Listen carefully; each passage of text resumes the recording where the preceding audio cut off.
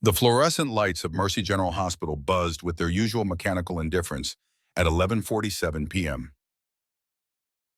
p.m. Sophia Brennan's feet ached.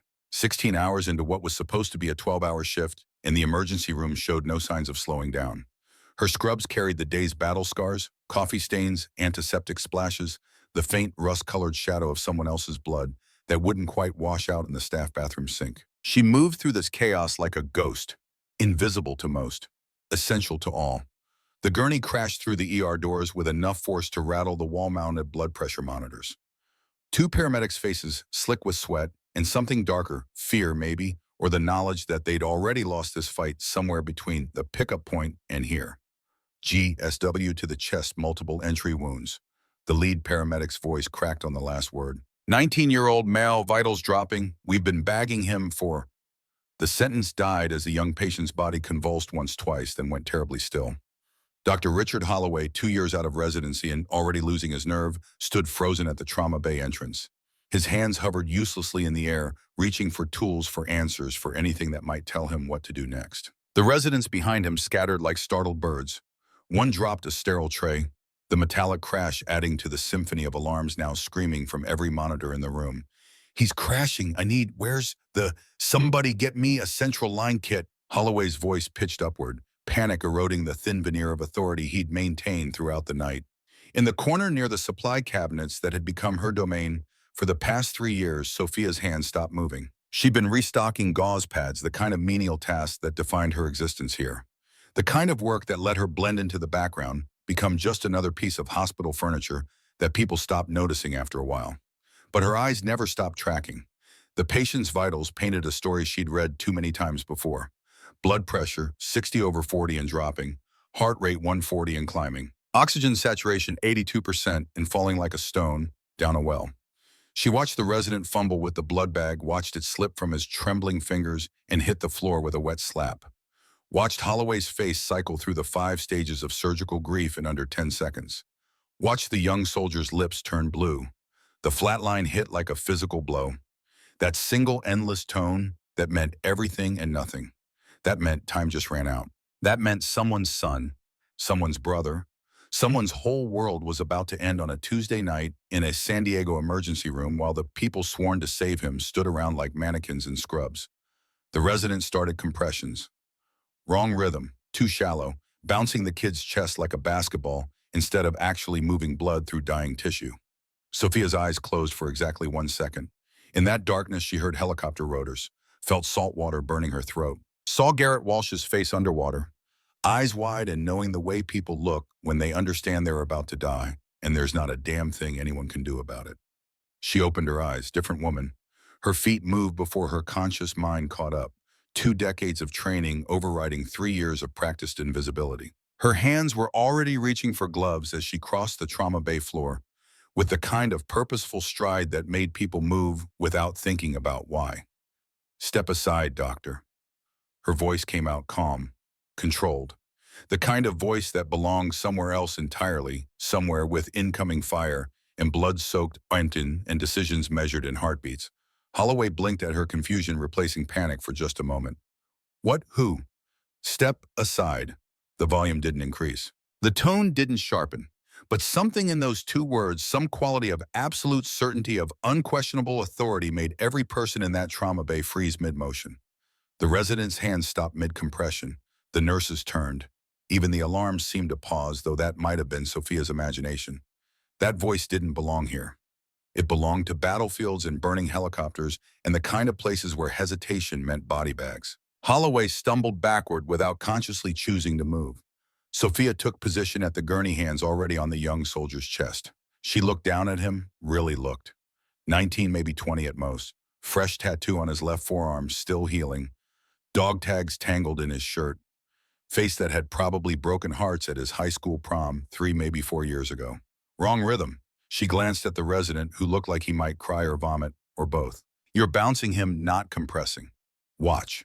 Her hands found their position, found their rhythm. 100 compressions per minute exactly. Deep enough to actually move blood, controlled enough to avoid cracking ribs.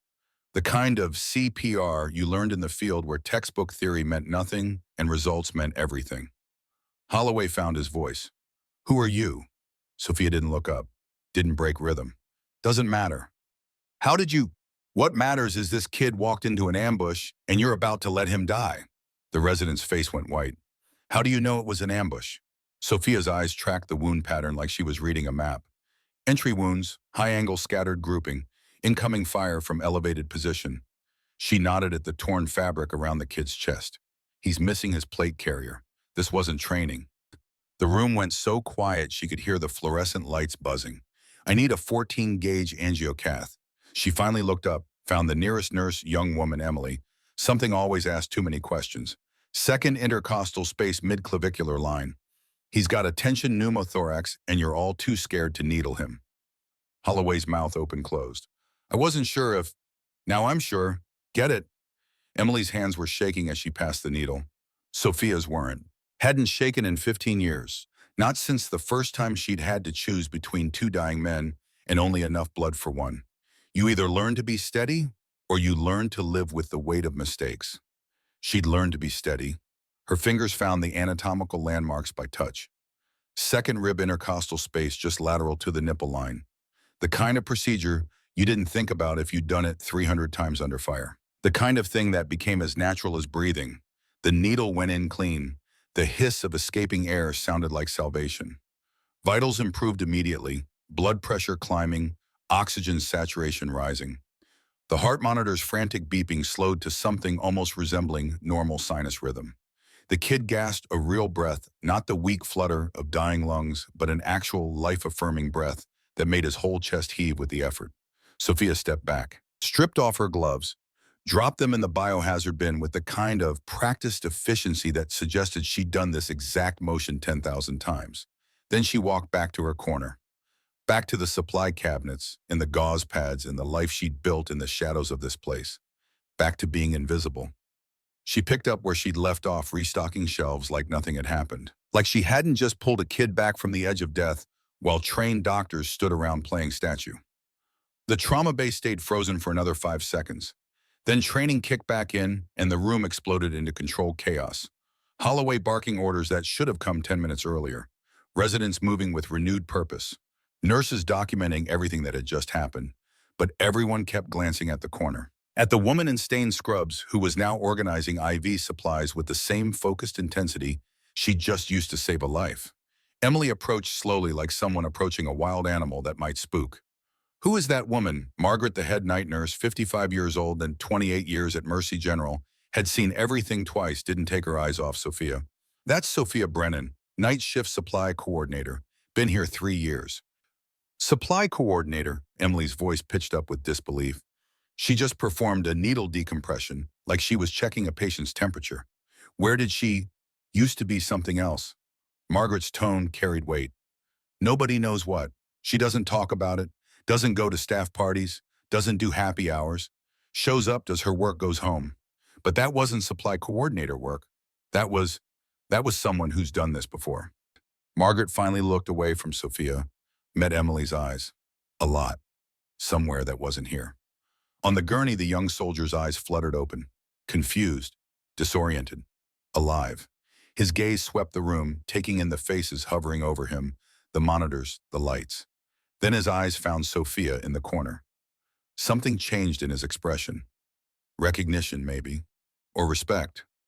His hand moved weakly to his forehead, a salute barely completed before exhaustion dragged his arm back down. Thank you, ma'am. That last word, ma'am, landed in the room with the weight of a thrown grenade. Not miss, not nurse, ma'am. The way military personnel address officers, the way subordinates address superiors, the way sailors address commanders. Every head in the trauma bay turned to stare at Sophia. She didn't react, didn't acknowledge, just kept stocking supplies with hands that remained perfectly steady.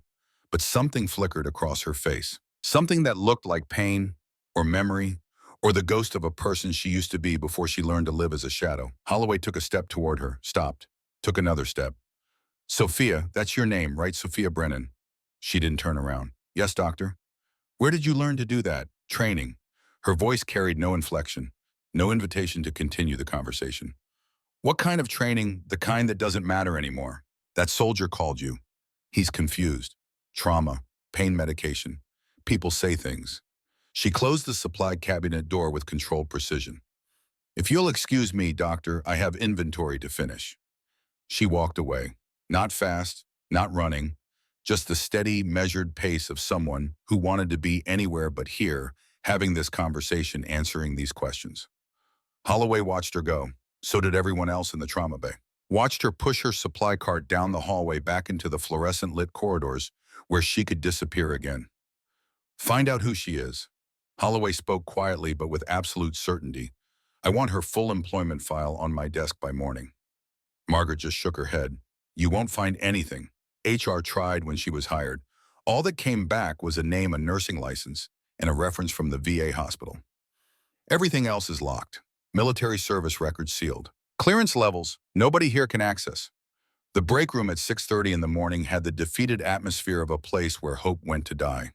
Bad coffee and a machine that had given up on life sometime during the first Bush administration. Flickering fluorescent light in the corner that maintenance kept promising to fix. Vinyl chairs with mysterious stains that predated most of the current staff. Sophia sat alone at a table near the window watching the sunrise paint the parking lot in shades of gold and amber. She had a cup of coffee, black, no sugar, the way she'd learned to drink it when cream and sugar wasn't an option on forward operating bases. Her breakfast consisted of a granola bar from the vending machine and the kind of exhaustion that came from 16 hours on your feet. At the table across the room, 3 residents huddled over their phones, voices low, but not low enough. Did you see Brennan last night? The first resident, Jackson, maybe. Sophia didn't bother learning their names anymore. They rotated through too fast, and most of them looked at her like furniture anyway. She basically took over that trauma, pushed Holloway aside like he was a med student. Oh God, not another dinosaur who thinks she knows better than everyone else. This from the second resident, a woman whose voice carried the particular brand of condescension that came from an Ivy League education and family money. Did someone report her? Report her for what, saving the guy's life, Jackson again. For performing a procedure she's not licensed for. She's a nurse, a supply clerk for Christ's sake. One wrong move and we're looking at a lawsuit that could sink this entire department. Sophia heard every word, felt each one land like a small cut, the kind that didn't bleed much but stung all the same. She didn't react, didn't turn around, just finished her coffee, threw the cup in the trash and stood up. The limp was worse in the morning. Old shrapnel wound in her left hip, souvenir from a mission that officially never happened in a place the government insisted American forces never operated. It had healed crooked. The VA doctors offered to re-break and reset it, but that meant surgery, meant recovery time, meant dealing with questions she didn't want to answer. So she lived with the limp, lived with the pain, added it to the collection of scars nobody could see. Emily was waiting in the hallway, practically vibrating with excitement. Miss Brennan, I've been looking for you everywhere. Emily, Sophia kept walking. Shift's over. I'm heading home. I know, but I just wanted to say last night was incredible. The way you just stepped in, the way you knew exactly what to do. That soldier's alive because of you. That soldier's alive because Dr. Holloway stabilized him. After you did the hard part, where did you learn to do that? Sophia stopped walking, turned to face her. The young nurse nearly collided with her, stumbled back. Emily, I appreciate the enthusiasm, but I did my job just like everyone else did their job. That's all. But that's not you. I was finishing inventory before my shift ended. Now my shift is ended and I'm going home. You should too. You look tired. I just wanted to learn, to understand how you stayed so calm. Emily, I stock supplies. That's my job. If you want to learn emergency medicine, talk to Dr. Holloway. Talk to the other attendings. They're the teachers here. Ms. Brennan, a new voice sharp with authority. A word, now. David Lancaster stood 10 feet down the hallway, arms crossed, expression somewhere between annoyed and actively hostile. The hospital administrator, MBA from somewhere, expensive suit that cost more than Sophia made in a month, and the kind of face that had never seen real hardship in its comfortable life. Emily's eyes went wide. I'll see you later, Miss Brennan. She practically fled. Sophia walked toward Lancaster with the same measured pace. No hesitation, no acceleration. Just steady forward motion. Your office or here? My office. Follow me. The walk took 3 minutes. Lancaster's office occupied prime real estate on the administrative floor. Big windows, actual wooden desk, instead of the metal monstrosities the clinical staff got, and a wall full of framed degrees and corporate awards that spoke to a life lived in spreadsheets and board meetings. Sophia stood while Lancaster sat, old habit. You stood in front of superior officers. You sat when given permission. Lancaster didn't offer permission. Last night, he began shuffling papers on his desk with the air of a man performing a ritual he'd done 1,000 times. The trauma bay. Dr. Holloway filed an incident report. I'm aware. You performed a needle thoracostomy on a critical patient, a procedure you are not licensed to perform in this facility. The patient was dying. I helped. You overstepped your role. Lancaster looked up, met her eyes. You're a registered nurse, Ms. Brennan, an excellent registered nurse, according to your performance reviews. But you're employed here as a supply coordinator. Your job is to maintain inventory, restock shelves, and ensure materials are available for the clinical staff. Your job is not to perform advanced medical procedures. Sophia's jaw tightened. That was the only sign she was hearing any of this. The kid was dying. Dr. Holloway was managing the situation. Dr. Holloway was freezing. That's not your assessment to make. Lancaster set down his papers, leaned back in his chair. I'm going to be direct with you, Ms. Brennan. You're 32 years old. You're part-time. You don't participate in staff meetings. You don't attend hospital functions. You don't integrate with the team. I do my job. Your job is what I say it is. And right now, your job does not include freelance medicine in our trauma bay. He paused. The board has been discussing staffing changes. We're moving toward a younger demographic, more tech-savvy, more social media engagement, more modern approaches to patient care. I see. Do you? Because from where I sit, you represent an older model of healthcare, a model that doesn't fit our vision for Mercy General's future. The words hung in the air like smoke. Sophia stood perfectly still, military bearing, shoulders back, eyes forward. The way you stood when a superior officer was chewing you out for something you'd do again in exactly the same circumstances. Am I being terminated? I'm saying that you need to stay in your lane, stock supplies. Don't perform medical procedures. Don't undermine our attending physicians. Don't make waves. Lancaster's voice softened slightly. You're a talented nurse. No one's disputing that. But talent isn't enough. We need team players. We need people who follow protocols. Can you do that? Long pause, too long. Finally, yes, sir.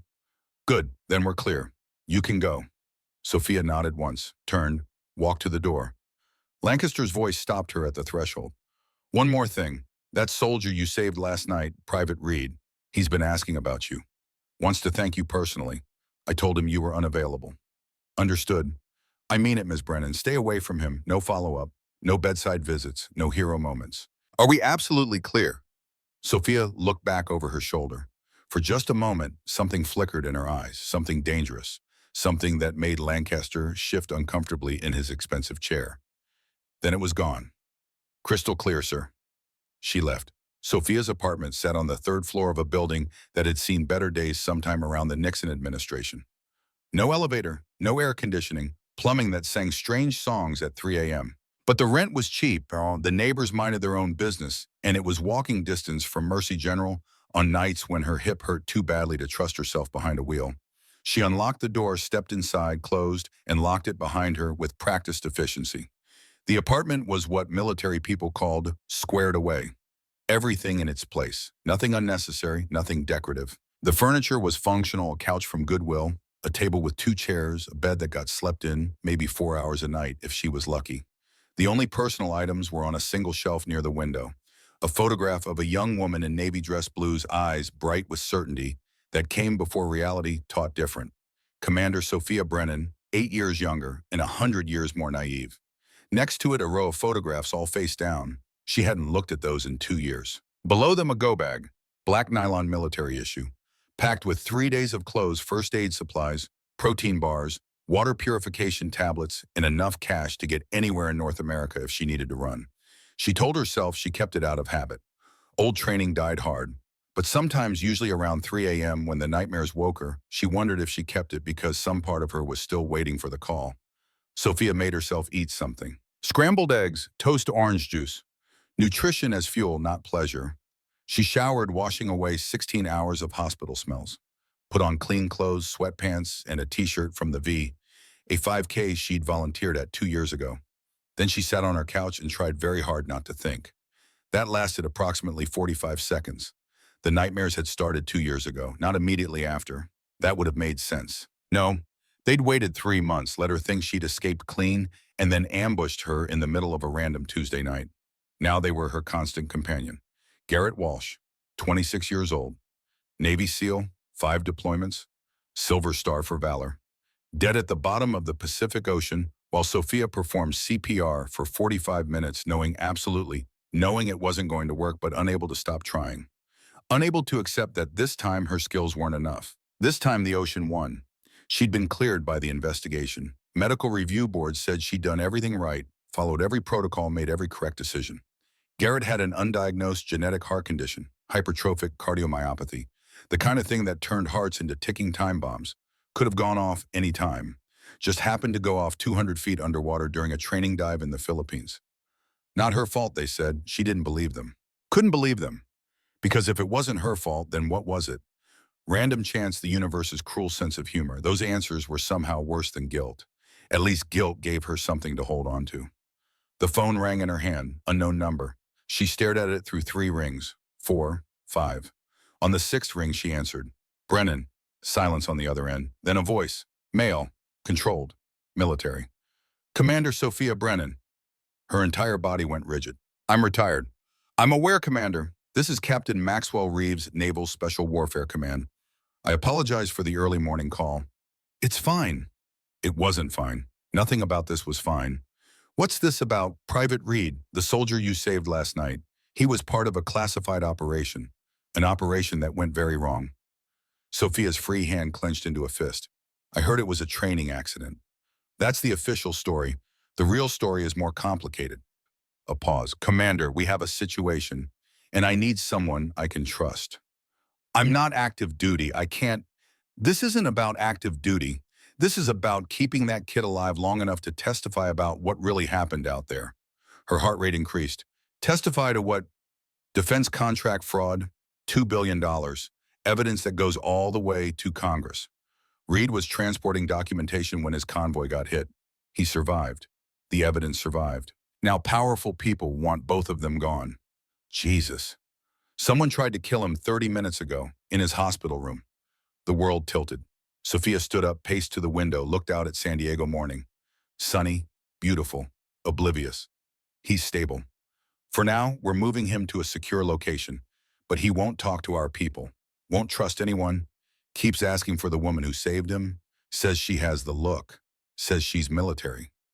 Captain, I've been out for 2 years. Some skills don't rust, Reeves's voice carried certainty.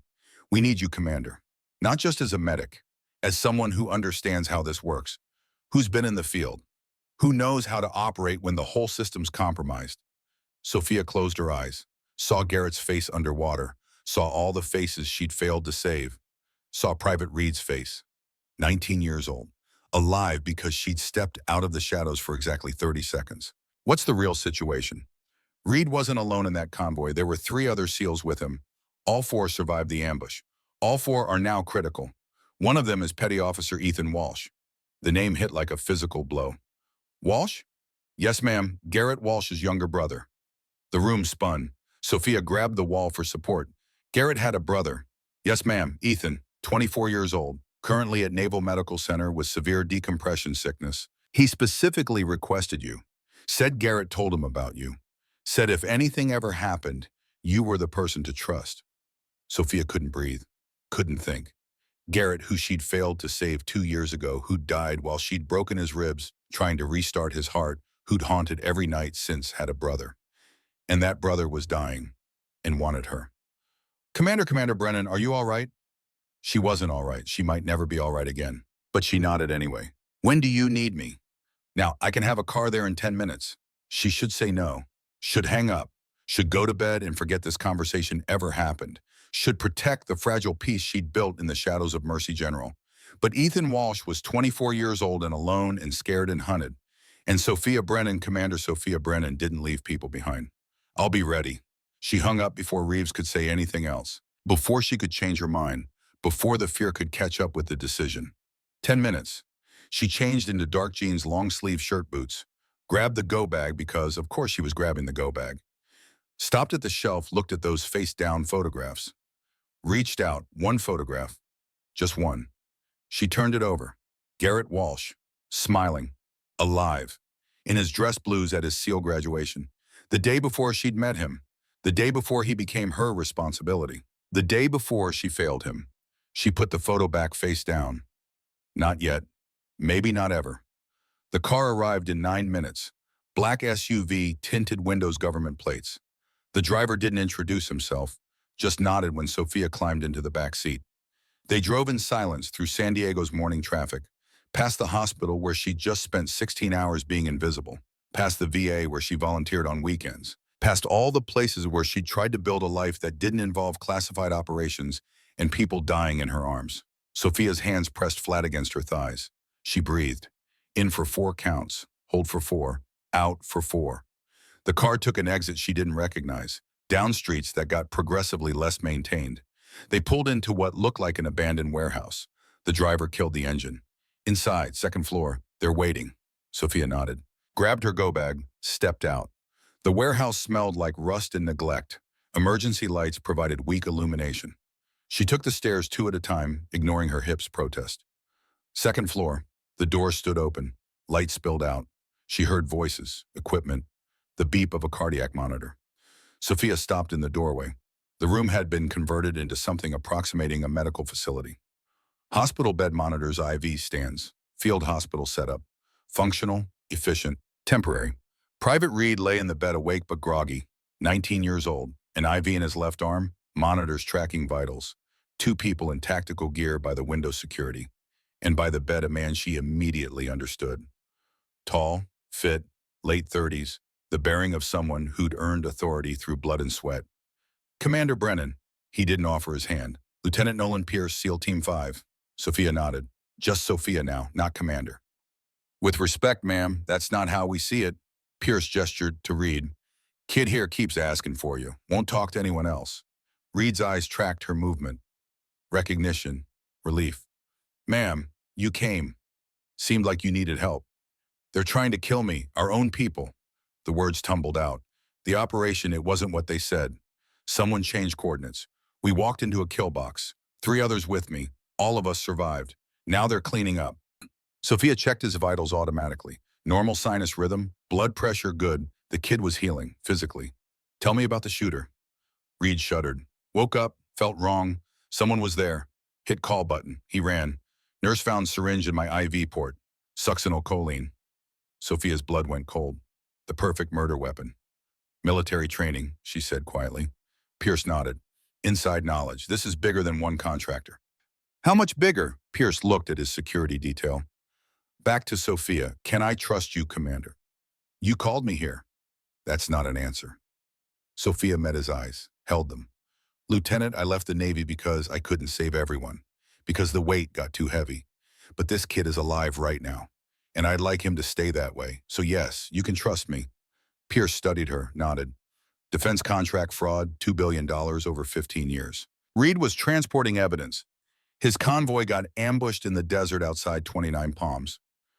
3 other SEALs with him. All 4 survived because they went underwater in an irrigation canal. Played dead, waited. The other 3, Naval Medical Center. Critical condition, underwater too long, equipment failures. They need immediate hyperbaric treatment. And one of them is Ethan Walsh. Yes, ma'am. Sophia looked at Reed, back at Pierce. What do you need from me? Keep them alive. All 4. We're moving them somewhere safer, off-grid, but we need combat medical experience. Someone who can handle trauma. Someone who... Pierce stopped. His hand went to his earpiece. Expression changed. Say again. Security personnel tensed. We have a situation, Pierce said quietly. 3 unknowns entering the building. Ground floor. Moving tactical. Sophia's training overrode everything. How long? 2 minutes, maybe less. She looked around. 1 exit. Windows that didn't open. 2nd floor room with 1 staircase, trapped. Reed's eyes went wide. They found me. Kid, breathe. Sophia's voice came out calm. You're going to be fine. She didn't know if that was true, but she said it anyway. Pierce pulled weapons from a hidden case, offered one to Sophia. She took it. The weight was familiar. Unwelcome, but familiar. Lights, she said. Pierce killed them. Darkness. Sophia moved to the door. Positioned where she could see the stairwell. Heavy footsteps, coming closer. 3 figures emerged. Professional, tactical gear, suppressed weapons. They moved like seals. Wait, Sophia whispered to Pierce. Don't engage yet. They're going to... Wait. The figures reached the second floor. Scanned, one pulled out a tablet, checked something, nodded. They moved toward the door. Sophia waited until they were 3 feet away, then kicked the door open. The first figure stumbled backward. The second raised his weapon. Pierce's security team was faster. The fight lasted 45 seconds. Fast, brutal. When the lights came back on, 2 intruders were unconscious, zip-tied. The third had escaped. Pierce checked them. Private contractors, former military, expensive. Sophia leaned against the wall, forcing her breathing steady. Reed was alive. That was something. We need to move, Pierce said. They know where we are. He started barking orders. Sophia watched. This was supposed to be over. She was supposed to be done. But the universe had other ideas. Pierce approached. Commander, I need to know, are you in what? This, whatever comes next, because it's going to get worse. Sophia looked at Reed, thought about Garrett Walsh at the bottom of the ocean, thought about all the people she'd failed, thought about the one kid she'd pulled back last night. Yeah, I'm in, Pierce nodded.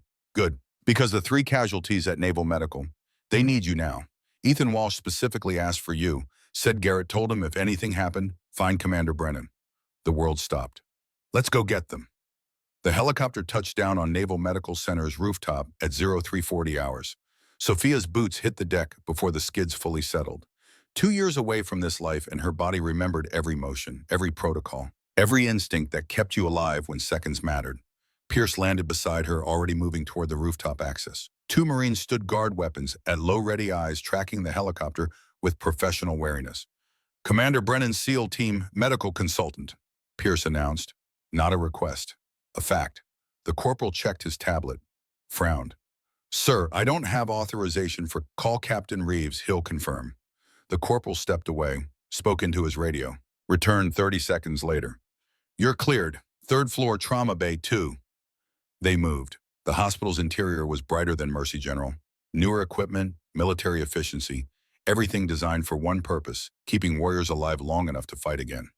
Sophia had sworn she'd never return to a place like this. Promises were easy to break when someone needed saving. 3rd floor. The trauma bay doors stood open, inside the controlled chaos of critical care. Ventilators, monitors, voices calling numbers in medical shorthand. She stopped at the threshold, breathed. Pierce noticed. Commander, give me a second. It wasn't a request. Pierce nodded, stepped inside, left her alone. Sophia pressed her palm against the cool wall, used it to anchor herself. To the present, to this moment, to the fact that Garrett Walsh had been dead for 2 years, and she was about to meet his brother, and none of it made sense, but she needed to make sense of it anyway. 4 counts in, 4 counts hold, 4 counts out. Then she walked into the trauma bay. 3 patients, 3 beds surrounded by equipment, medical personnel in scrubs and uniforms moving with practiced urgency. Pierce stood by the center bed talking to a Navy doctor. Both looked up as Sophia approached. The doctor was older, late 50s, gray at the temples, face lined with exhaustion that came from too many impossible decisions. Commander rank insignia, name tag read Morrison. Commander Brennan, Morrison's voice carried flat fatigue. Captain Reeves speaks highly, says you're the best dive medical officer he's ever seen. Was, past tense. Sophia set her go bag down. I've been civilian for 2 years. Skills like yours don't fade that fast. Morrison gestured to the beds. Here's the situation. 3 SEALs. Convoy ambushed 2 days ago. They survived by going underwater in an irrigation canal. Stayed under too long. Equipment problems. Multiple complications. Sophia moved to the first bed. Young SEAL, maybe 22. Gray pallor, labored breathing even with oxygen. Monitor showed saturation at 88% and dropping. Kyle Drummond, Morrison said. Lung barotrauma, pneumothorax right side, possible hemothorax. We've been managing conservatively, but he's deteriorating. Second bed, unconscious SEAL, younger. Skin cold to touch. Core temperature reading 86 degrees. Josh Mercer, hypothermia. Suspected spinal injury from rapid decompression. Temperature keeps dropping despite warming protocols. Sophia nodded, moved to the third bed, and stopped. The young man had Garrett Walsh's eyes. Same green-gray color, same intensity, same determined set to his jaw. But this wasn't Garrett. This was Ethan. Petty Officer Ethan Walsh, Morrison said quietly. Type 2 DCS neurological symptoms. Paralysis spreading bilateral lower extremities. Needs immediate recompression or he's looking at permanent disability. Possibly death. Ethan's eyes found Sophia. Recognition flickered. Ma'am. Weak voice, strained. You're Commander Brennan. Sophia's throat closed, forced words out. How did you know, Garrett? He talked about you. Small smile attempt. Failed. All the time. Said you were the best doc he ever met. Said if anything happened, find you. The trauma bay tilted. Sophia gripped the bed rail. Ethan, I need to tell you about Garrett. I know. Eyes glistened. I know he's dead. 2 years now. He told me about the dive, about the Philippines, about how you tried everything. Voice broke. He told me it wasn't your fault. Made me promise if I ever met you, tell you that. Sophia couldn't speak. Morrison cleared his throat. Commander, we need triage. Backup hyperbaric chamber only fits 1 patient. We need your assessment on priority. The words hit like a physical blow. Sophia had been here before. Different ocean, different patients. Same impossible choice. She forced clinical detachment, pushed emotion aside, became the officer she'd trained to be. Resources, Morrison pulled up a tablet. Backup chamber operational but limited. 1 patient. 4-hour protocol, minimum. Surgery suite 3 available in 15 minutes. 2 qualified surgical teams. Warming protocols ongoing for hypothermia. Sophia studied the 3 patients. Ran scenarios. Kyle Drummond, 15 minutes to death if pneumothorax progressed. Surgery could fix it. Risky but survivable. Josh Mercer, hypothermia progressive. 90 minutes before critical organ damage. Warming could work. Ethan Walsh, DCS type 2. 25-minute window before permanent neurological damage. 30 minutes before death. The math was brutal. Clear. Kyle to surgery immediately. Chest tube possible thoracotomy if bleeding confirmed. Sophia's voice steady. Professional. Josh continues warming monitor for spinal compromise. Ethan goes to chamber. Morrison nodded. Agreed, I'll prep. I'm going in with him. Everyone stopped. Pierce spoke first. Commander, that's 4 hours sealed. If something happens, then you handle it. Ethan needs continuous monitoring. Vitals unstable. Someone qualified needs to be inside. We have medics. With dive medicine training, treatment at depth, do they know the protocols? Silence. Morrison's expression softened. Commander, you haven't slept in 24 hours. 4 hours in a pressurized chamber is exactly what I trained for 8 years. Sophia met his eyes. I'm going in. Morrison studied her, nodded. All right, but you follow my protocols. Any deviation, I pull you both. Clear, crystal. The next 10 minutes controlled chaos. Kyle prepped for surgery, wheeled out with Morrison leading. Josh's warming protocols adjusted. Ethan prepared for chamber. The chamber sat on 4th floor. Cylindrical, white, industrial. Warning labels and pressure gauges. It looked like a coffin. Sophia helped transfer Ethan from gurney to chamber bed. He was lighter than expected. Paralysis, stealing muscle tone. Commander, barely a whisper. I'm here. I'm scared. I know, me too. That honesty helped. Breathing steadied slightly. Pierce appeared with medical kit. Supplies, IV fluids, emergency medications. Everything Morrison specified. Thank you, Lieutenant. Commander, before you seal the convoy attack. It wasn't random. Someone had the route, the timing. They were waiting. Inside job. We think so. Whoever did this has high-level access. Command structure compromised. Pierce's jaw tight. You'll be locked in 4 hours. If they find out where Ethan is, you'll handle it. Commander, Lieutenant Pierce, that kid is 24 and losing his legs, and his brother died, and I'm the only person here qualified for this. Voice hardened. So yes, there's risk. But leaving him to die because I'm worried about my safety, not acceptable. Pierce snapped to attention. Yes, ma'am. How many men for security? 6, all personally vetted. 2 on this floor, 2 on stairwells, 2 mobile. Anyone approaches who isn't Morrison or his staff, stop them. Understood. And Lieutenant, if they breach, your priority is stopping them, not rescuing us. We'll be safe in the chamber. Focus on the other patients. Pierce nodded. Good luck, Commander. Sophia climbed in. Space tight, room for bed for her to sit beside it for basic movement. Medical equipment lined one wall. Small porthole window to control room. Morrison appeared at window. Commander sealing you in. Communication through intercom. I'll monitor continuously. Any problems, tell me immediately. Roger, the hatch sealed. Heavy mechanical sound, then pressure began increasing. Immediate discomfort. Ears popped, sinuses ached. Air thick, heavy. Beside her, Ethan gasped. Easy, hand on his shoulder. It's going to feel strange. That's normal.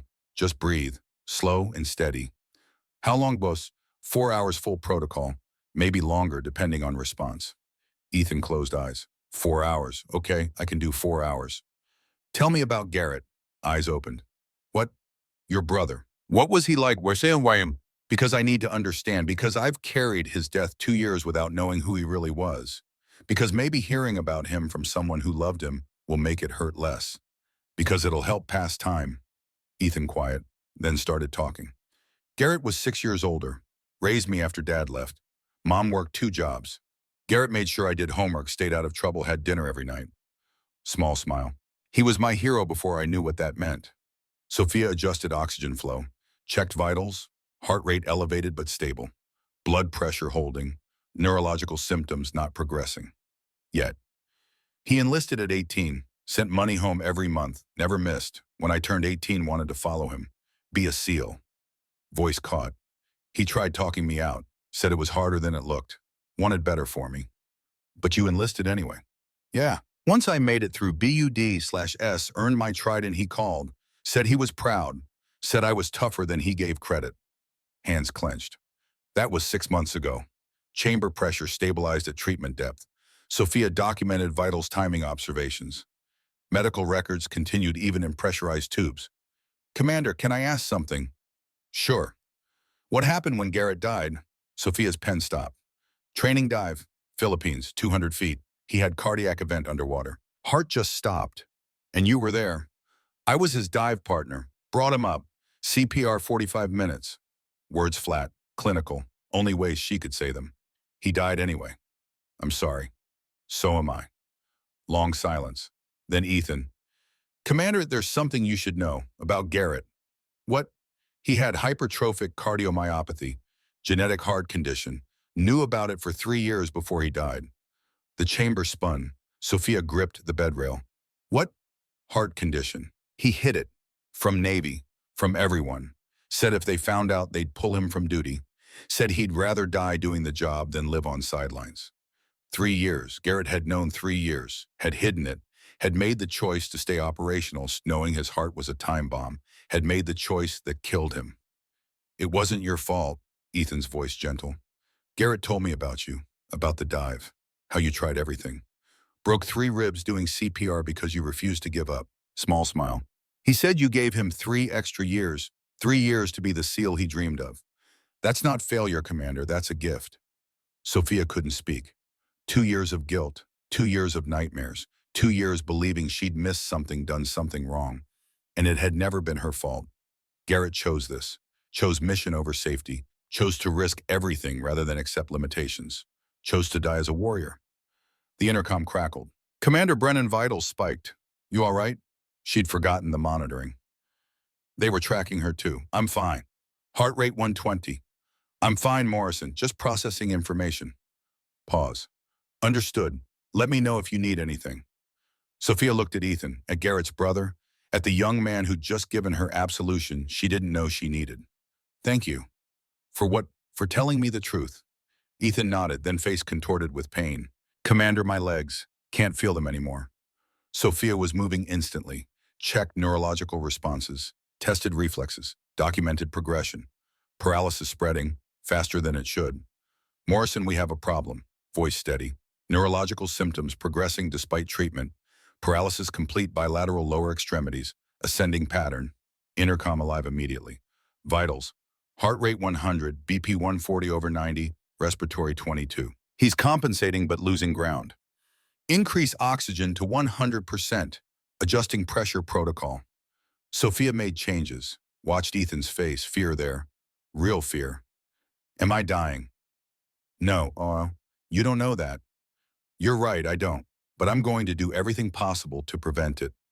Like you did for Garrett. Question wasn't cruel, just honest. Better than I did for Garrett. Because now I know the truth, now I understand. Adjusted IV drip. And because Garrett would haunt me forever if I let his brother die. Weak smile. Next hour, focused medical management. Sophia monitored every sign, every response, every change. Paralysis stopped progressing. Didn't reverse, but stopped.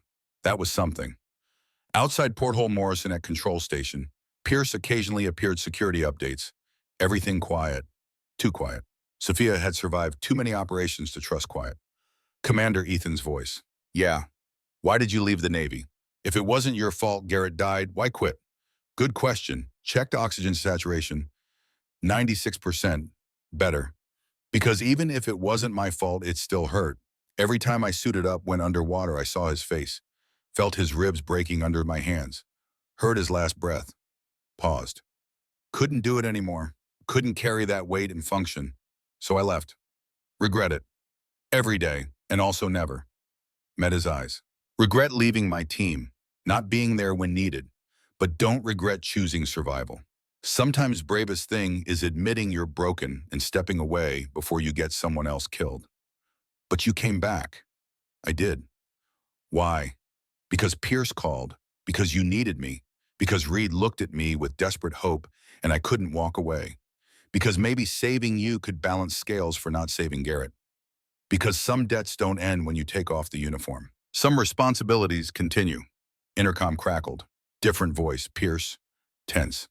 Commander Brennan's situation. Sophia's hand went to hip, reaching for weapon that wasn't there. Talk. 3 unknowns entered building, ground floor. Security footage shows tactical gear, suppressed weapons, moving like professionals. Time to 4th floor. 3 minutes, maybe 4. Looked at pressure gauge, treatment depth. Decompression would take 30 minutes safely. Faster risked killing them both. Trapped.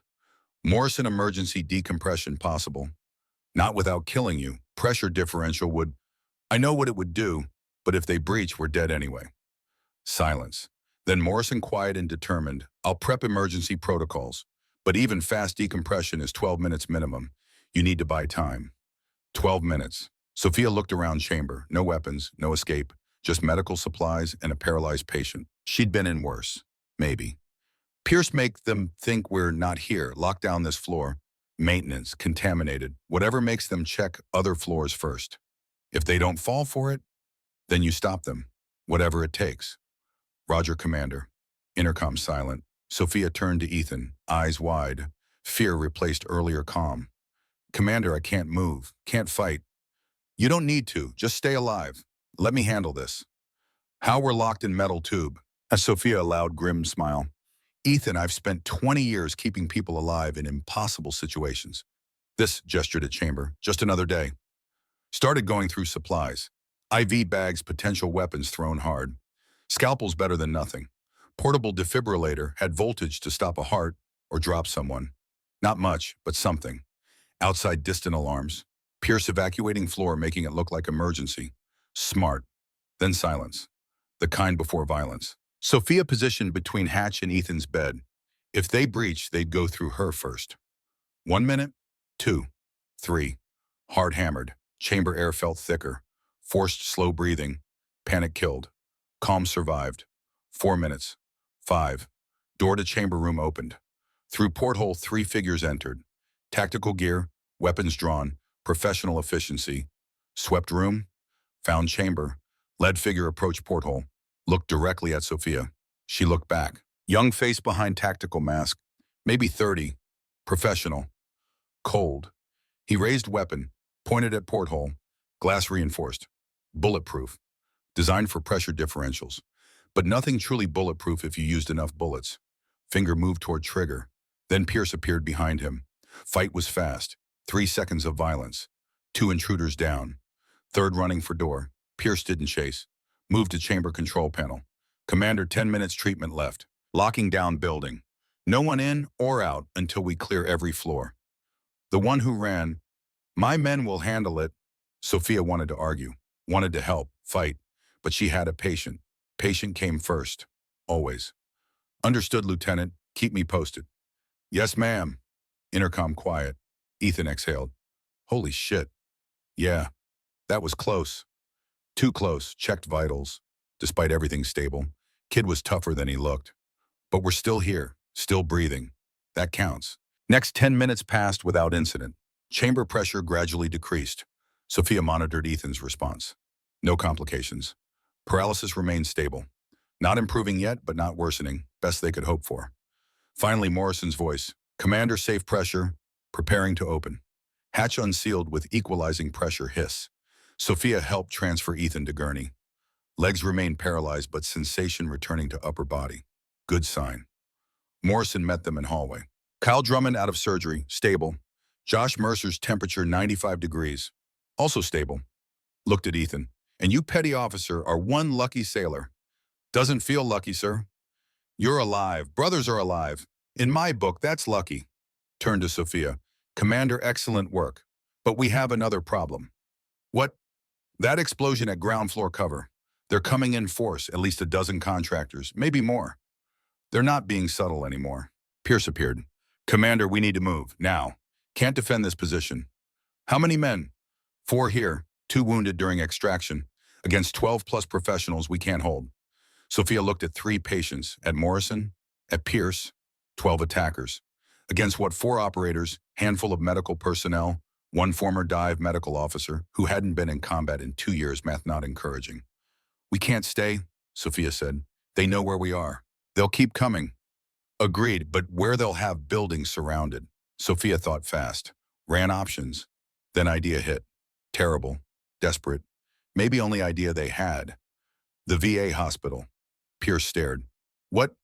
They're hunting military facilities, Naval Medical, Camp Pendleton, Miramar, every base. But VA hospital, old abandoned wing scheduled for closure place. Nobody pays attention. They'd never think to look there. That's insane. Exactly, which is why it might work. Morrison stepped up closer. Commander, that facility doesn't have equipment we need. No chamber. Limited supplies. Then I improvise, like I did for 8 years in places with less. Met his eyes. Doctor, we can't defend this position. Don't have manpower. Don't have time. Need to move somewhere unexpected. Pierce's radio crackled. Lieutenant, they're in building, 2nd floor and climbing. Decision time. Pierce looked at Sophia, at Patience, back to Sophia. All right, we move. Fast and smart. Started issuing orders. Transport ready, south loading dock. 3 minutes. Next 3 minutes, controlled chaos. Medical staff prepped patients. IV bags secured. Monitors disconnected. Medications packed. Pierce's team set defensive positions in stairwells, buying time. Sophia moved through it all like she'd never left. Directing. Coordinating. Split-second decisions. This was what she'd trained for, what she'd been good at, before guilt convinced her to walk away. They loaded patients into waiting ambulance. Cramped, uncomfortable, mobile. Sophia climbed in. Pierce front passenger. Morrison squeezed beside her. Go. Ambulance pulled away just as gunfire erupted on 2nd floor. Sophia didn't look back. Couldn't afford to. 3 critical patients. Limited supplies. Unknown numbers of trained killers hunting them. Heading to abandoned hospital wing that might or might not be defensible. But it was movement. Action. Better than waiting to die. San Diego night blurred past windows. Sophia checked vitals. Ethan stable. Kyle stable. Josh stable. 3 lives depending on her. Just like old times. Except old times got Garrett killed. This time would be different. This time she wouldn't fail. She couldn't. The ambulance turned onto familiar street. VA hospital rose ahead, dark and silent against night sky. Their sanctuary or tomb. They'd find out soon. The VA hospital's abandoned east wing looked like government abandonment personified. Cracked windows, graffiti on lower walls, loading dock gate hanging on one rusted hinge. Perfect. The ambulance backed up to loading entrance. Pierce jumped out first, weapon drawn, scanning shadows. His 4 remaining security personnel fanned out, securing perimeter with practiced efficiency. Sophia climbed down, helped Morrison with gurneys. Ethan first, Kyle, Josh. 3 young men who trusted their country and got hunted for it. Clear, Pierce called softly. They moved inside. Smell hit immediately. Mildew, decay, decades of neglect. Electricity cut months ago. Emergency lights provided weak illumination, battery-powered ghosts. Sophia had volunteered here once. Before funding dried up. Before government decided these veterans weren't worth investment. She knew the layout. 2nd floor, she said. Old intensive care. It'll have infrastructure, oxygen hookups, monitoring capabilities if we get power. Pierce nodded. My men will secure ground floor, all entry points, advance warning if anyone approaches. They found stairs, no elevator. Morrison helped maneuver first gurney up. Wheels caught on debris. Ethan groaned as jostling aggravated injuries. Sorry, almost there. Second floor marginally better. Someone had stripped valuable equipment, but bones remained. Hospital beds bolted to floor, oxygen ports on walls, some monitoring equipment too old to sell. This one, Sophia pushed through door into four-bed ICU, large enough to spread out, defendable. Single entry, they transferred patients. Sophia's hands moved automatically, connecting oxygen, checking IVs, assessing vitals. Morrison worked beside her. Different services, different training, same mission. Keep them breathing. Keep them alive. Pierce appeared in doorway. Perimeter secure. 2 men ground floor, 2 roving. Rotate every 2 hours. Communications. Radio only. Cell spotty? Contacted Captain Reeves. He's working on reinforcements, but it's taking time. Nobody knows who to trust. Sophia understood. When corruption went high enough, trust became rarest commodity. How long? Pierce's jaw tightened. They'll figure out we left Naval Medical within an hour. After that, they'll search. VA hospital is on the list, but not high priority. Might have 6 hours, 12 if lucky. Then we use that time. Morrison set up monitoring equipment. Old machines flickered to life, powered by generator. Pierce's men hauled upstairs. Not modern, not sophisticated, functional. Sophia checked Ethan first. Neurological symptoms stabilized during transport, but paralysis remained complete below waist. Without proper hyperbaric treatment, permanent disability loomed. Kyle Drummond breathed easier after surgery, but oxygen saturation kept dropping. Something bleeding internally that Morrison's team missed. Josh Mercer's core temperature rose to 96 degrees. Better, but pupils unequal. Possible brain injury from rapid decompression. 3 patients, 3 critical conditions, limited resources, unknown timeline. Sophia had worked worse odds. Not by much. Commander Ethan's voice weak. Where are we? Somewhere safe for now. Are they coming? Probably, but we'll be ready. She adjusted morphine drip, enough to manage pain, not enough to mask symptoms. Morrison moved beside her. Commander, contingencies, such as, what happens if they find us before help arrives? 3 non-ambulatory patients. Limited defensive capability. We fight. That's not medical. It's survival. Met his eyes. These kids didn't sign up to be murdered because Pentagon contractors got greedy. If it comes to fight, we make them pay for every inch. Morrison nodded slowly. Understood. They worked in silence. Old ICU felt like tomb. Emergency lights cast long shadows. Outside, somewhere in San Diego, night people hunted them. But inside this room, 3 young men still breathed. That counted. Sophia's hip throbbed. 16 hours Mercy General, 4 hours hyperbaric chamber.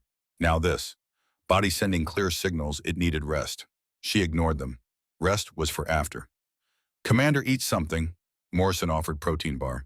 No good to anyone if you collapse. I'm fine. That's what they all say, right before they hit floor. Sophia took the bar, forced herself to eat. Nutrition as fuel. Pierce's radio crackled. Lieutenant movement on perimeter. Single vehicle, circling block. Description. Black SUV, tinted windows, government plates. Pierce looked at Sophia. Could be friendlies. Or reconnaissance. Either way, we need to know. He moved a window, staying back from broken glass. Sophia joined. Below, black SUV rolled slowly past via hospital. Didn't stop. Didn't slow. Steady surveillance pace. They're mapping, Sophia said, checking all hospitals, all medical facilities. Process of elimination. How long before they narrow it down? Depends on locations. Could be hours, could be minutes. SUV turned corner, disappeared. Pierce keyed radio. All units weapons tight but alert. Might have company soon. Sophia returned to patients. Kyle's oxygen saturation dropped to 89%. Not critical yet. Trending wrong. She listened to chest, diminished breath, sounds right side. Pneumothorax progressing, despite chest tube Morrison placed during surgery. Persistent air leak, she told Morrison. Lung isn't sealing. Without imaging, can't tell if it's simple tear or complex. Doesn't matter. Either way needs intervention we can't provide here. Morrison's expression darkened. Then what, Sophia thought, ran through combat medicine training, scenarios where proper equipment wasn't available. Where you made do. Manual re-expansion, create positive pressure, force leak close long enough to start healing. Incredibly risky. So was watching him suffocate. Morrison considered, nodded. Together, I'll manage airway, you handle thoracostomy. They prepped Kyle, increased sedation, positioned for optimal access. Sophia's hands found familiar rhythm. 20 years of procedures in 100 war zones. Knowledge that medicine wasn't always elegant. Sometimes just controlled, violence against the body forcing it to heal. She worked 20 minutes. Morrison managed ventilation. Together they coaxed Kyle's collapsed lung back to function. When finished, oxygen saturation, 95%. Not perfect, alive. Morrison looked at her with new respect. Where did you learn that? Iraq, Afghanistan, dozen other places I'm not supposed to talk about. Stripped gloves. When you don't have CT scanner or OR, you improvise. Ethan spoke from his bed. Commander, that SUV, you think it was them? Maybe, maybe not. But they're looking. Yes. So what happens when they find us? Sophia pulled chair beside a bed. Saturday. Hip screamed protest. Then Lieutenant Pierce does what he's trained for, and I keep you three breathing long enough for help. And if help doesn't arrive, then we improvise, like we've been doing it all night. Ethan quiet. Then, do you ever get scared? Honest question. Deserved honest answer.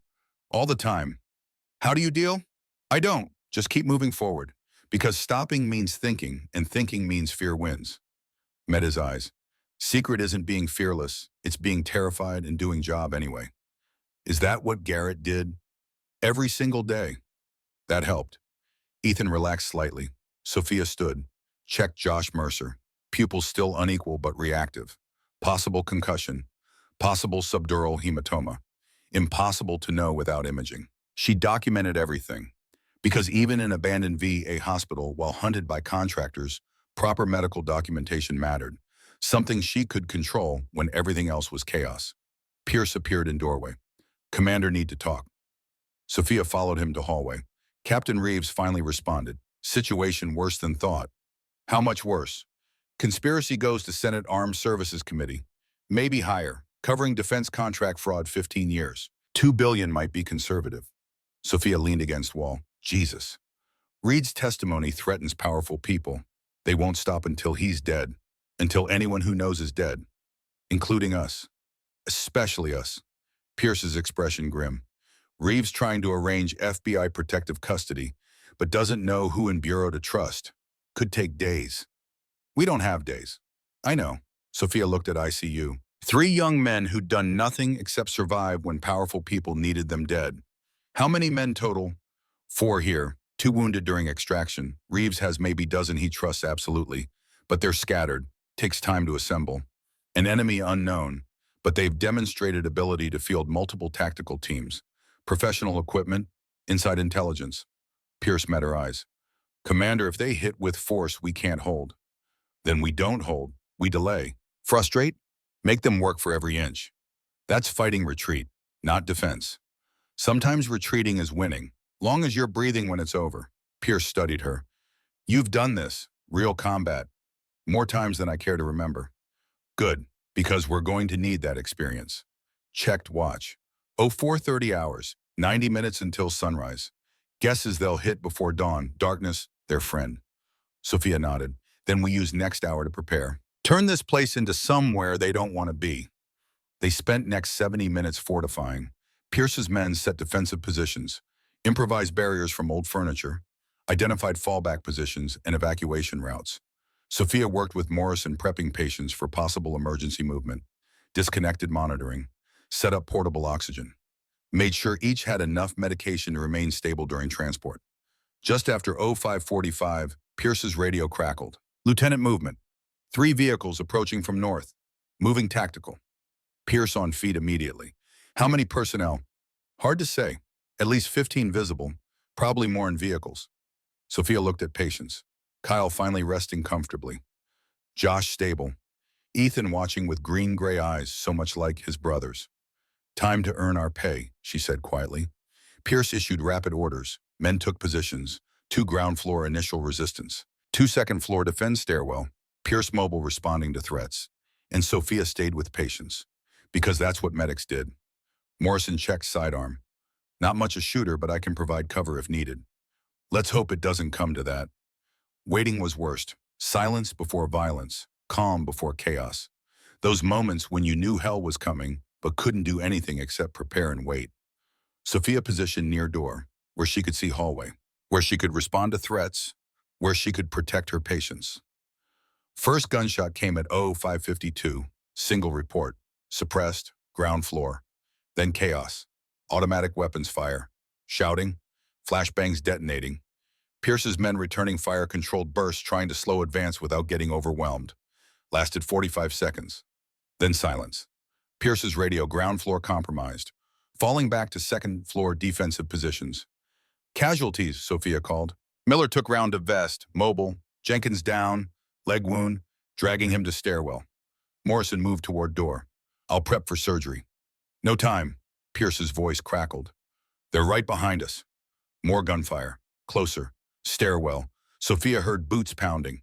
Pierce and two men appeared, half-dragging Jenkins. Blood streamed from young operator's thigh. Arterial, bright red, minutes without intervention. Get him in here. They hauled Jenkins into ICU. Sophia already moving, grabbing supplies, creating workspace on floor. Tourniquet first. Stop bleeding. Worry about everything else later. Her hands worked automatically. 2 decades of training. Tourniquet on. Jenkins screamed. Bleeding stopped. Morphine! Sophia snapped. Morrison handed syringe. She administered. Screaming faded to whimpers. Outside gunfire intensified. Pierce at door returning fire. Pushing hard. Can't hold this position. How many? Count at least 10. Maybe 12. Professional. Well-equipped. Sophia finished bandaging Jenkins' leg. Crude. Temporary. He'd live long enough for proper surgery, if they lived long enough. She moved to door.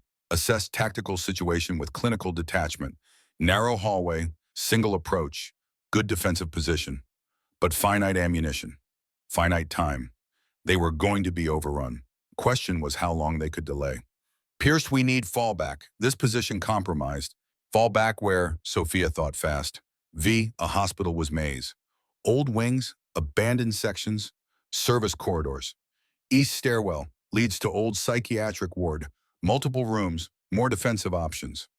That's fighting retreat through hostile territory. You have better idea. Pierce fired 3 more rounds. All right, move in 30 seconds. Miller rear guard. Commander Morrison, get patients mobile, now. They moved. Morrison disconnected monitors. Sophia prepped IV bags for transport. Between them got Kyle onto portable gurney. Ethan couldn't walk, Josh semi-conscious. Need stretcher team, Sophia said. 2 of Pierce's men stepped forward, grabbed Josh's gurney. What about me? Ethan's voice carried fear. Sophia looked at him, young SEAL who couldn't feel his legs, watching protectors prepare to abandon him. You're coming. I'll slow you down. Then you'll slow us down, but you're coming. She grabbed his gurney. Pierce took other end. Move out. They ran, as well as you could run, while pushing gurneys through abandoned hospital while people with automatic weapons chased you.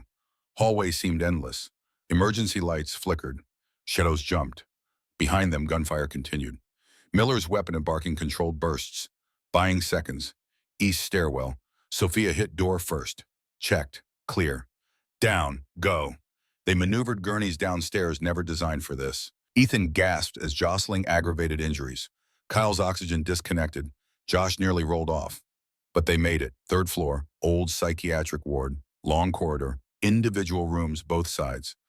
Multiple defensive positions. Better. Pierce's radio, Miller fallback. Now. No response. Miller copied static, then new voice, unfamiliar. Cold. Lieutenant Pierce, this is General Richard Caldwell. I believe you have something belonging to me. Pierce's jaw clenched. Keyed radio. General, this is Pierce. I don't know what you're talking about. Don't insult my intelligence, Lieutenant. You have 4 SEALs in custody, evidence witnesses to unfortunate training accident. I need them back. They're under medical care. They're under illegal protection. Release them to my custody and we resolve this peacefully. Sophia moved beside Pierce, whispered, Who is he? General Richard Caldwell, retired, works for Blackstone Defense Solutions, largest private military contractor in world. And one of the people who stands to lose everything if they testify, Sophia finished. Pierce keyed radio. General, these men are critical patients. They need proper medical care. Caldwell's laugh harsh. Come now, Lieutenant. We both know where this ends. You're outgunned, outmanned, operating without orders in abandoned hospital. Your men will die. Patients will die. You'll die unless you walk away. And if we walk away, you live. Maybe keep career. I'm reasonable, Lieutenant. Don't need more bodies, just evidence. Pierce looked at Sophia, at patients, at wounded men. She could see him calculating, weighing options. Sophia spoke quietly. If we give them up, they die. You know that. If we don't, we all die. Maybe, but at least we die doing right thing. Pierce held her gaze long moment, then keyed radio. General Caldwell, with all due respect, go to hell. Silence. Then Caldwell's voice cold as ice. So be it. Kill them all. Assault came fast. Flashbangs in stairwell, disorientation, confusion. Then contractors pouring through professional precision. Pierce's men opened fire. Psychiatric ward erupted into battlefield. Sophia pulled patients into nearest room. Barricaded door with furniture. Morrison helped moving with surprising speed. Outside, firefight intensified. Then Pierce at door. Commander can't hold. They'll breach this room in 90 seconds. Sophia looked around. No other exits, no escape. Trapped. 3 critical patients. 2 doctors. 3 wounded operators. Against at least 10 professional contractors with superior firepower. Math brutal. Obvious. But Sophia Brennan never good at accepting obvious conclusions. Then we make those 90 seconds count. She grabbed medical supplies. Started preparing syringes, sedatives, paralytics, anything weaponized in desperate hands. Morrison understood immediately. Chemical warfare, improvised defensive measures. Pierce positioned remaining men, created overlapping fields of fire, turned room into kill box. Not enough, but something. Door shuttered, breaching. Sophia stood between door and patients. This was it. This was where she found out if 2 years civilian life made her soft, if guilt and nightmares broke something essential. Door exploded inward. Contractors poured through, and Sophia Brennan discovered some things didn't rust. Some skills stayed sharp. Some debts demanded payment. She fought like woman with nothing to lose and everything to prove. Fight brutal, close quarters, no hesitation. Pierce and his men were professional, trained, disciplined, but tired, wounded, running on fumes, contractors fresh, well-equipped, motivated by money and conspiracy. Sophia saw Pierce take round to shoulder, saw one of his men go down, saw tide turning. Then something changed. Footsteps in hallway, multiple contacts. Moving fast, friend or foe, contractors hesitated, turned. New voices, American, military. FBI federal agents dropped weapons. Contractors made choice. Some surrendered. Others tried fighting. Over in seconds. Sophia sagged against wall, entire body shaking with adrenaline crash. Lead FBI agent entered. 50s, professional, authority of someone who'd done this before. Commander Brennan. That's me. Special Agent Robert Crawford. Captain Reeves sent us. Sorry it took so long. You're here. That's what matters. Crawford surveyed room.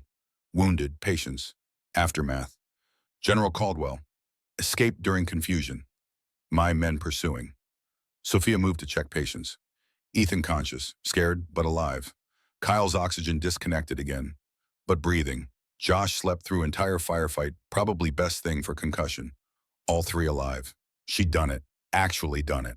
Morrison appeared beside her, blood on shirt, not his. Need to get them to proper facilities. Ambulance is en route, Crawford said.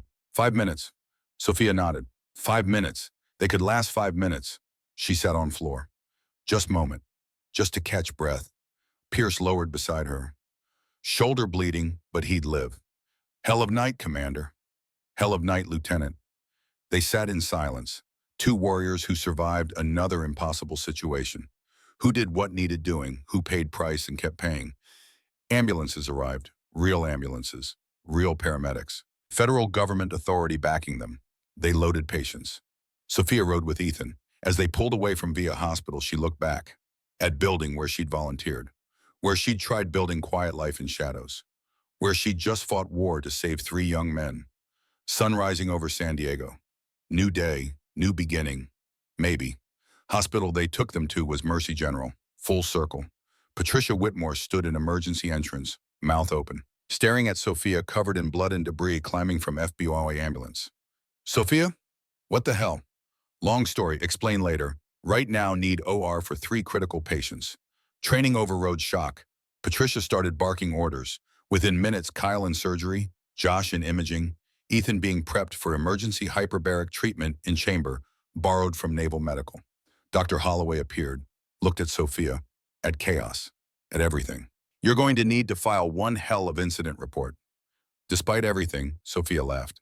6 weeks later, Sophia stood in conference room at Mercy General, room full, hospital administrators, FBI representatives, Navy brass, congressional staffers taking notes, news still breaking, 7 congressional members, 40 defense contractors, General Richard Caldwell, all arrested, all facing federal charges for conspiracy, fraud, murder. Biggest military corruption scandal in American history, and it hinged on 4 SEALs surviving long enough to testify. Hospital CEO stood at front. David Lancaster looked like he'd aged 10 years in 6 weeks. Commander Brennan, on behalf of Mercy General, I'd like to apologize for how we treated you. We failed to recognize your expertise. We relegated you to position far below capabilities. That was our mistake. Sophia nodded, accepting but not absolving. We'd like to offer new position, Director of our Advanced Combat Medicine Training Program, partnering with VA and Naval Medical, Comprehensive Training Center, civilian and military medicine together, teaching next generation. Sophia had known this was coming. Reeves briefed her. This was outcome he'd negotiated. Way forward, purpose, legacy. She stood. I accept, on one condition. Lancaster blinked. What condition? Patricia Whitmore becomes associate director. She's good leader. Deserves opportunity to learn what I know, and I deserve to learn what she knows about modern hospital administration. Patricia's eyes went wide. Lancaster considered. Nodded. Agreed. Press conference that afternoon. Sophia stood at podium, wearing Navy dress uniform first time in 2 years. Medals earned, rank left behind. Reporters shouted questions about conspiracy, about firefight, about everything. She answered some, deflected others. Maintained operational security where required, but message clear. Sometimes quiet ones are most dangerous. Sometimes invisible people are heroes. Sometimes person stocking supplies in corner is one who'll save your life when everything goes wrong. After press conference, she visited patients. Kyle Drummond recovering well. Lung function, 96%. Back on active duty in 6 months. Josh Mercer, full recovery. No lasting brain damage. Already talking about returning to team. And Ethan Walsh was walking. Not well, not without pain, but walking. Physical therapy every day. Determination that would have made his brother proud. Commander, Ethan smiled when Sophia entered. Heard about new position? News travels fast. Glad you're going to be amazing. We'll see. Sat beside bed. How are you feeling? Like I got hit by truck, but alive, so I'll take it. Your testimony helped put a lot of bad people away. Our testimony couldn't have done without you. Sophia, quiet moment. Then Ethan, I want to tell you something about Garrett. Which part? That got small laugh, despite everything. I spent 2 years carrying guilt for him, thinking I'd failed, thinking I could have done more. Met Ethan's eyes. Learning truth set me free, but also taught me something. What? Some debts can't be repaid. Some losses can't be fixed. All you can do is honor fallen by living well, by doing work, by making sure their sacrifice meant something. You saved my life, Commander. Garrett's sacrifice meant I got to live because of you. And now you get to make that life count. That's how you honor your brother, sir, not dying alongside him, but living life he gave you. Ethan nodded. I can do that. I know you can. Sophia stood to leave. Commander, one more thing. Yeah, thank you for not leaving me behind. Never, that's not who we are. She left hospital that evening. San Diego sunset, painted sky in gold and crimson. Beautiful, peaceful. Her apartment waited, same as before, except now photographs on shelf were face up. Garrett Walsh, the one she tried to save, the one who'd chosen his own fate, looking at her with eyes that said he'd understood risk and taken it anyway. Sophia picked up photo, looked at it, really looked for first time in 2 years. I kept your brother alive, she said quietly. I think you'd approve. Photo didn't answer, but somehow she felt lighter. Her phone rang. Unknown number, she answered. Brennan. Commander, this is Captain Reeves. Captain, what can I do? We have situation. 3 Marines injured in training accident. Complex dive injuries. Base medical overwhelmed. Sophia looked at apartment. At quiet life she'd tried building. Then looked at photo of Garrett. At uniform hanging in closet. At person she'd tried to stop being. What's timeline? Immediate. Helicopter can pick you up in 20 minutes. She should say no. Should protect new job, new position, new beginning. But some debts demanded payment. Some calls couldn't be ignored. I'll be ready. She hung up, grabbed go bag, changed into field clothes. Looked one more time at Garrett's photo. Once more unto breach, she whispered, then walked outdoor. To save more lives, to honor more sacrifices. To be person she'd always been underneath guilt and fear and shadows. Commander Sophia Brennan, Navy diving medical officer. Retired in rank only, helicopter lifted off 21 minutes later. Sophia watched San Diego disappear below, heading toward another crisis. Another chance to prove skills didn't rust, that warriors didn't retire, that some people were called to serve until they stopped breathing. She tried to be invisible, but invisible wasn't who she was. She was person who stepped forward when everyone else stepped back. Person who fought when fighting seemed impossible. Person who kept breathing, kept moving, kept saving lives no matter how heavy weight became. That was her legacy. Not guilt, not failures. Lives saved. People taught. Warriors trained to carry on after she was gone. Helicopter banked toward Naval Base Coronado, toward 3 more Marines who needed expertise, toward another impossible situation, toward work that never ended. Sophia closed eyes, breathed, prepared. This was who she was. This was who she'd always been. And God help anyone who stood between her and people who needed saving.